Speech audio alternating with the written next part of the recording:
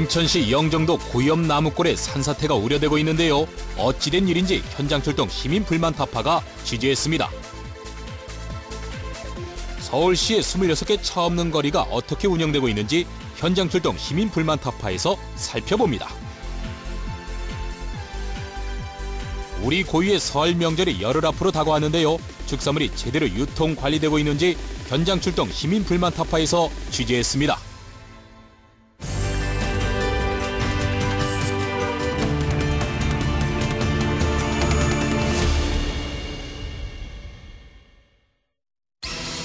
인천시 중구 운복동 일환 주택을 짓기 위한 개발이 진행되면서 나무들이 있어야 할 자리에 거대한 천막이 쳐져 있는데요. 지난해 여름철 집중호우로 흙이 쓸려나가자 관할구청에서 임시 방편으로 설치해 놓은 것입니다.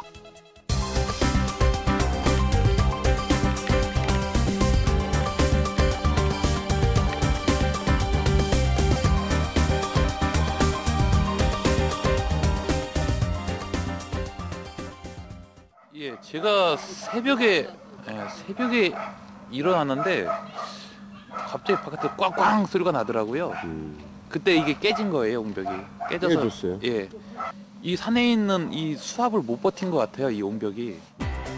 2011년 7월 대한민국에 내린 집중호우로 인천 영종도 고염나무골 산사태가 발생했는데요.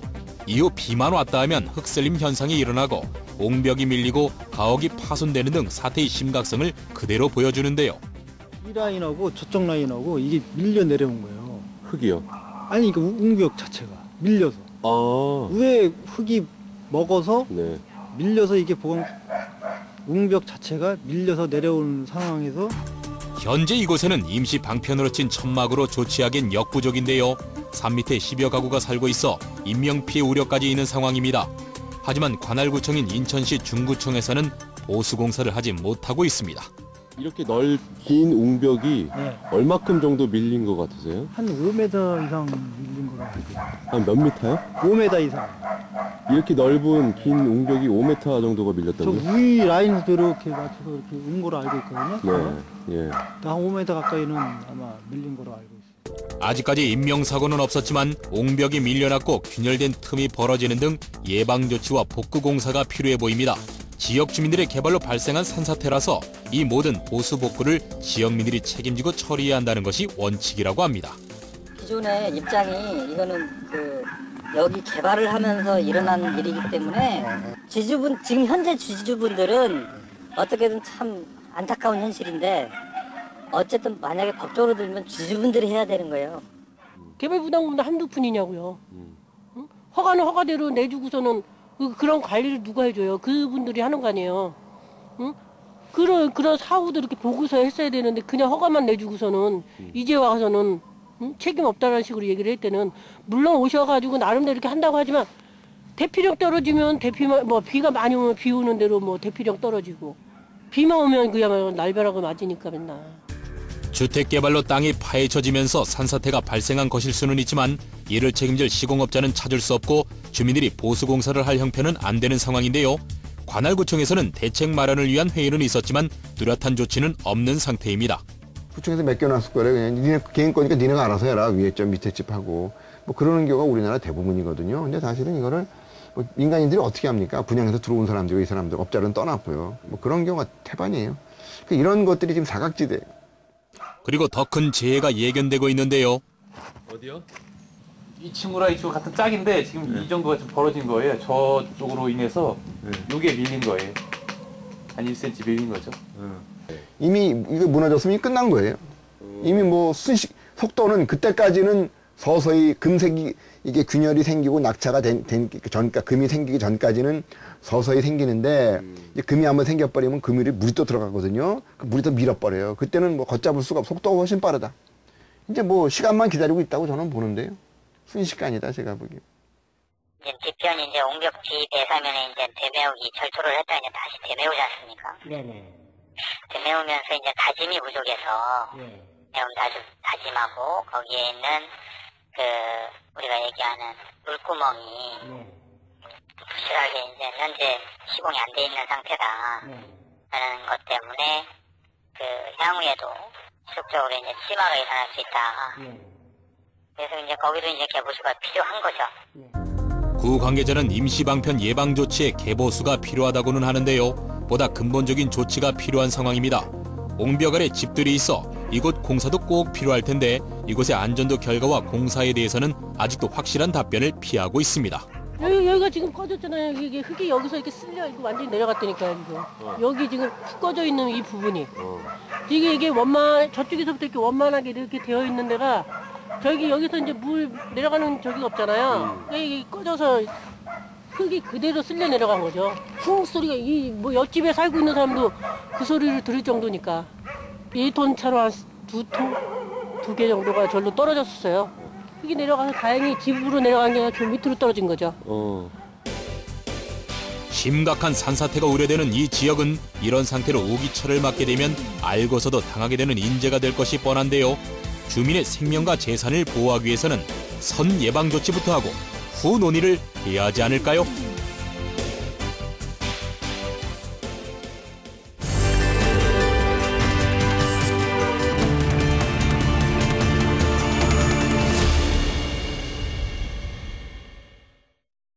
(1997년부터) 시행된 차 없는 거리.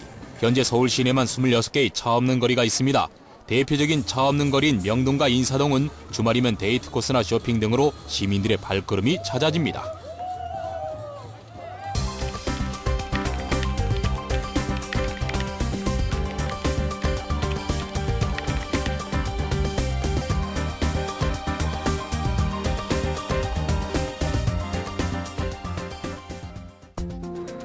인사동 차 없는 거리는 처음 1997년 4월부터 일요일에 시작되었고 2003년 6월부터는 토요일에도 차 없는 거리를 시행했습니다. 그 후 인사동 방문객들이 평일에도 많이 찾아와서 오랜 준비 끝에 2011년 11월 26일부터는 평일에도 일부 구간에 대해 차 없는 거리를 시행하게 되었습니다. 현재 평일에는 북인사 마당에서 수도 약국까지 230m 구간을, 토 일요일에는 북인사 마당에서 인사 내거리까지 430m 구간을 오전 10시부터 밤 10시까지 운영하고 있습니다. 우리나라의 대표적인 명소로 외국인 관광객도 많이 찾고 있지만 정작 인사동 문화지구 지정의 근간인 전통문화업소의 보호와 조업 지원에는 소홀하다는 의견이 많아 불만을 사고 있는데요. 문 닫은 가게들 많아요. 전통 도저히가 작년에 2군데 문 닫았고 앞으로도 문 닫을 가게들 많아요. 전통은 할 수가 없어요. 이제. 장사하는 사람은 장사 안 되면 당연히 나가야죠. 임대료나 싸요. 네? 장사 이거 6개월만 안 되면 닫고 나가야 돼요. 인사동에는 문화업소 외에 약 200개의 음식점과 노점상들이 있는데요. 전통 가게가 사라진 자리에는 액세서리 가게나 화장품 가게가 들어오고 있어 안타까움을 자아내고 있습니다. 전통적이랑 전혀 안 맞는 그런 가게들이 있어서 안타깝죠. 그리고 우리나라 거를 보여줄 수 있는 것들을 지금 그분들은 이제 여기서 장사 못하고 가격이 안 맞아서 다 이제는 구석으로 들어가는 그런 게 많이 안 좋죠. 보기에는. 실제로 많은 사람들이 인사동을 찾지만 정작 문화와 관광이라는 두 가지 문제가 상충하고 있는데요. 문화업소 운영주 등 상인들은 평일 차 없는 거리 시행으로 차량을 이용한 고객이 줄어 매출 감소로 인해서 운영에 어려움이 많다고 합니다. 한편으로 관광객이나 시민들은 차 없는 거리를 시행함에도 불구하고 일부 차량 출입으로 인해 불편하고 위험하다고 합니다. 조업 관련 차량과 응급 차량 등은 예외가 적용되는데요. 차량 제한에 따른 조업과 영업 차질로 구간 내 전통업소의 영업이 위축되고 있습니다.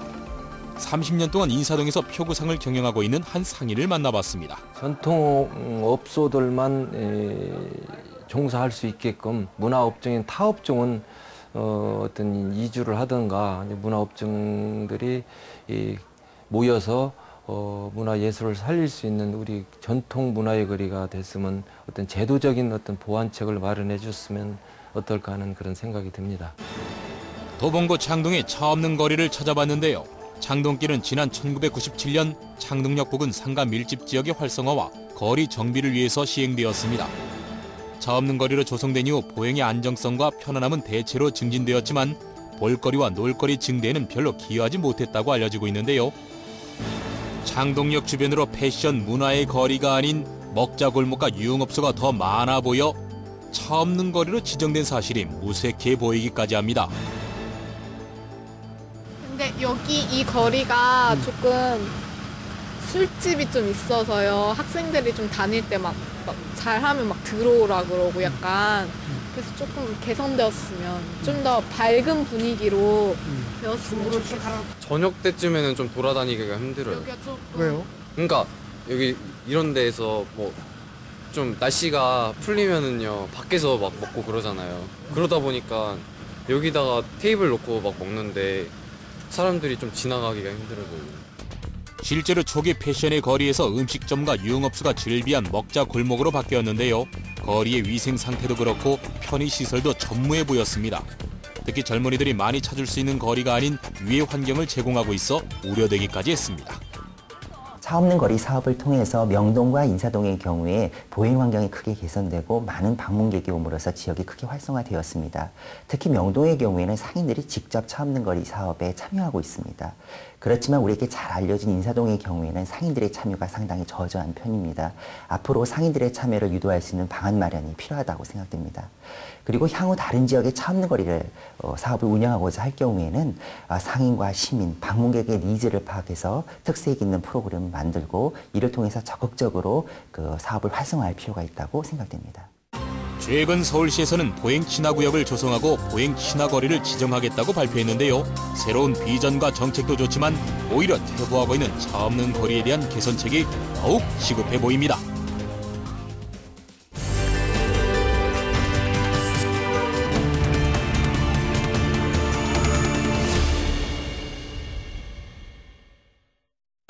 서울시 복지건강실 식품안전과에서는 1월 21일부터 2월 1일까지 축산물 점검 기간으로 하고 소고기, 돼지고기 같은 축산물과 한우와 갈비 세트 등 축산물 선물 세트에 대한 특별위생 점검에 나서고 있습니다.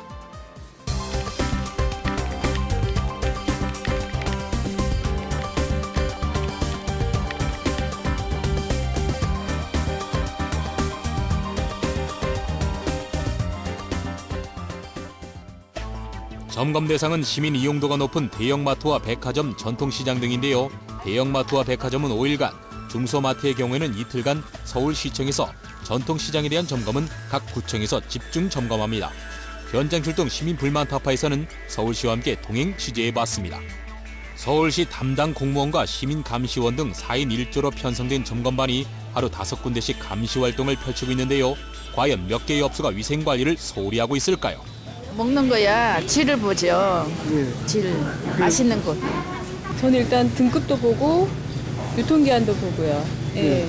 그다음에 브랜드도 보는 편이고. 주부들은 꼼꼼하게 축산물을 구입하는데요. 종류, 등급, 표시 기준, 유통기한 등 체크해야 할 사항이 많습니다.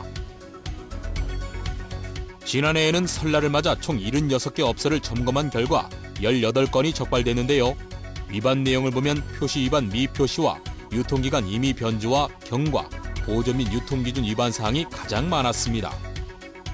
이를 위반할 경우 적절한 행정처분을 진행하고 한우 세트에 대해서는 직접 수거 후 유전자 판별 검사를 거친 뒤 허위로 판명되었을 때는 엄중 조치할 예정인데요. 이곳의 점검 결과는 어떨까요? 기간이 넉넉히 아직 남아있고요. 표시 기준도 제대로 잘 지켜 계십니다. 한우 저장고와 수입류 저장고를 별도로 운영을 해가지고 원산지가 혹시나 뒤바뀌지 않도록 사전에 철저히 지금 관리를 하고 있는 상태입니다. 시민감시단 관계자가 직접 축산물을 구입해보는데요. 소비자의 입장에서 주부의 날카로운 눈으로 육류를 부위별로 구입, 용량이나 원산지 허위 표시, 유통 과정 중에 변질은 되지 않았는지 철저한 점검에 임합니다. 지금은 위생적으로 얼마나 소비자가 안심하고 먹고 올 수 있는지 그거를 중점적으로 오늘은 점검을 하고요. 그리고 이제 냉장고 유통기한 지난 게 있나 없나, 그리고 이제 냉동, 냉장 육류가 서로 교차돼서 잘못 보관이 되지 않았나, 그런 거를 중점적으로 보고 있습니다. 명절에는 축산물이 대량 유통되기 때문에 자칫하면 보관이나 운송, 유통 과정에서 변질되거나 관리가 소홀하기 쉬운데요. 특히 선물 세트의 경우 위반 사례가 빈번하게 발생되고 있습니다. 이번 같은 경우는 상품을 잘 어떻게 이제 관리를 하는지 그런 여부도 많이 봐요, 요즘에는. 그래서 상품화 내놨는데 뭐 찢어졌다든지 그런 거는 다 저희들이 지적을 하고 또 적발하고. 첫 번째, 두 번째 장소에서는 별다른 문제점을 발견하지 못한 채 다시 세 번째 장소로 이동을 했습니다. 처음에 왔을 때는 좀 약간 정류장의 위생 상태가 좀 약간 불량했었지만은 행정지도를 통해 가지고 지금 칼, 도마나 이런 소촉 같은 게 소독 세척이 잘 되어 있는 지금 과정입니다. 겉으로는 깔끔한 상태지만 선물 세트를 만드는 작업실과 창고의 위생 상태가 심각한 상황.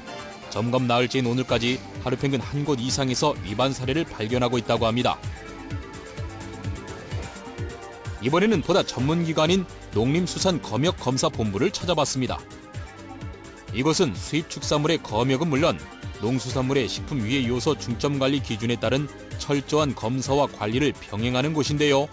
이곳에서도 설을 맞아 특별 점검을 펼치고 있다고 합니다. 이번 설 대비해서는 1월 16일부터 2월 8일까지 약 3주간에 걸쳐서 전국의 2,000개 업소에 대해서 지자체와 저희 검역검사본부가 역할을 분담해서 점검을 실시하고 있고, 저희 검역검사본부에서는 280여 개 업소에 대해서 전국적으로 점검을 하고 있습니다.